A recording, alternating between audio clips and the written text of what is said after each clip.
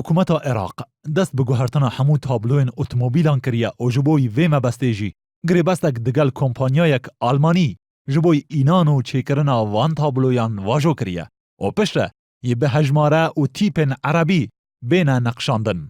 لیده هرما کردستانی دا اف وریارا حکومت عراقی ناهیتا جیبجی کرن و تابلوین اتومبیلان هر وکو بره دمینیتن. برپرسین هاتو چونا هرمی جی صدم جبوی کریزا دارایی دزورینن. اگر هاتو بریارچی لو شیوش دچو اما پابند نینه لبروی اما سر به حکومت هرمی کردستان دبی وزارتی ناو خو فرمان پیبکا سبارت بو بریارش اما فتره زور نیه تابلوی چی نوێ و شێوازێکی باشمان بەکاردێنین ئێستاکە و لەبەر باری ئابووری هەرێمی کوردستانیش بۆی بارگرانی زیاتر نێخینە سەر هەوڵاتیان لەو قەناعەتەم ئەگەر هات و شتی واش هەبوو ئێمە جێبەجێ ناکەین. حکومەتە هەرێم دنەهادا مژولی گوهرتنا تابلۆین ئۆتۆمۆبیلان هەر وەکو بەرەیە و tenê kwalîtiya vê perçe hesin diguhere ku hejmar li ser da tête nexşandin û ji her otomobîlekê 50,000 dînar dihête wergirtin.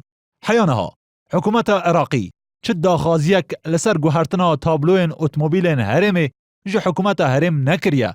Pisporeke hatiçûnê jî got li ser vê projeyê çi hevbendî di navbera herêm û Iraqê da nîne. Ew biryarî kirawe ki guya ئێمە تابلۆکان بگۆڕین و سەردەما و تابلویانە وەکو یەک لێ بکرێ.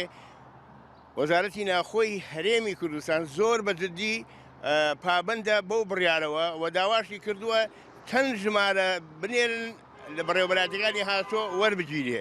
بەڵام ئەم دەنگوەیە دیارە هەر ئەوەیە کە حکوومەتی عێراقی حکوومەتی ناوەند هاوکاری حکوومەتی هەرێمی کوردستان نابێت. لەگۆر ئامارên هاتەچوونا herêm ji destpêka meha Nîsanê 1,406,000 otomobîl li rêveberiya hatiçûna herêmê hatine tomarkirin.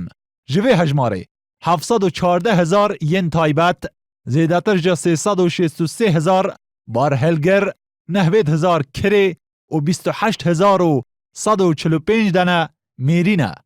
Evên dimînin otomobîlên çandinî, amûrên avahî çêkirin û otomobîlên ku bi karta zanyarî dixebitin.